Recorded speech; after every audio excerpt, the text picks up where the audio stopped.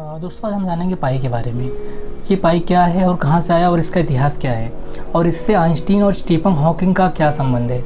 लगभग 250 ईस्वी पूर्व बने गीजा का महान पिरामिड का परिमाप लगभग 1760 क्यूबिक और ऊंचाई 260 क्यूबिक थी, जिसका अनुपात 1760/270 बराबर 6.2757 पाई के मान के लगभग दोगुना है। इस अनुपात के आधार पर कुछ मिस्रविद मानते हैं कि पिरामिड बनाने वाले पाई का ज्ञान रखते थे और वृत्त के गुणधर्मों को निगमित करने वाले पिरामिड जानबूझकर बनाए। अन्य विद्वानों के अनुसार पाई से संबंधित उपरोक्त सुझाव केवल संयोग है, क्योंकि इसका कोई प्रमाण उपलब्ध नहीं है कि पिरामिड बनाने वालों को पाई के बारे में जानकारी थी, चूँकि पिरामिड की बीमाएँ अन्य कारकों पर भी निर्भर करती हैं। लेकिन जब हम पाई की वैल्यू निकालते हैं तो 22/7 को जब डिवाइड करते तो उसका वैल्यू 3.1428571142857 यह रिपीट करने लगता है। लेकिन यह पाई की एक्चुअल वैल्यू नहीं है। पाई की एक्चुअल वैल्यू 3.1415926 जो कि यह नंबर रिपीट नहीं करता है और ना ही टर्मिनेट होता है, यानी इसका शेषफल कभी भी 0 नहीं होगा। आखिर पाई की ज़रूरत क्यों पड़ी? चीज़ों को दूर ले जाने के लिए एक गाड़ी बनाई गई, परंतु पहिए गोल ना होने की वजह से सामान गिरने व गाड़ी खींचने में अधिक बल लगता था, जिस वजह से एक मेजरमेंट बनाया गया। अगर व्यास 7 यूनिट और परिधि 22 यूनिट हो तो पहिया गोल बनेगा। इसी अनुपात को दर्शाने के लिए पाई का इस्तेमाल किया गया।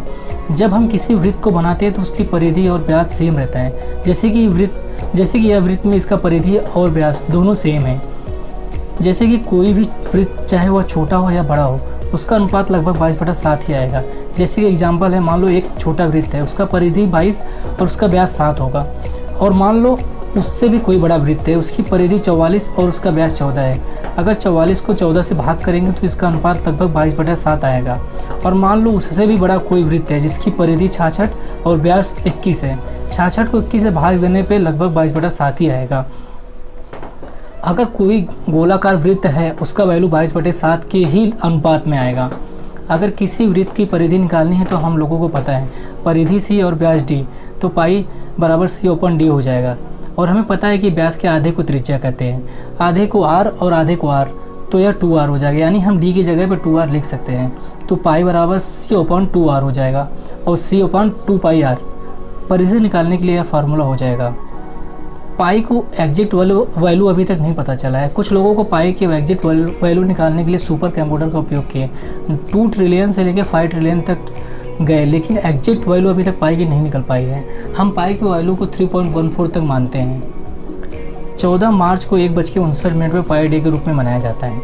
इस डे को मनाने के पीछे रहस्य ये है कि महीना 3 और डे 14 और समय 1:59, मतलब 3.14159, जो कि पाई की एक वैल्यू है। अब बात करते हैं कि आखिर स्टीफन हॉकिंग और आइंस्टीन का इससे क्या संबंध है। एक्चुअल में 14 मार्च 1889 को आइंस्टीन इसी दिन जन्म हुआ था आइंस्टीन का, और 14 मार्च 2018 को स्टीफन हॉकिंग का इसी दिन मृत्यु हुई थी।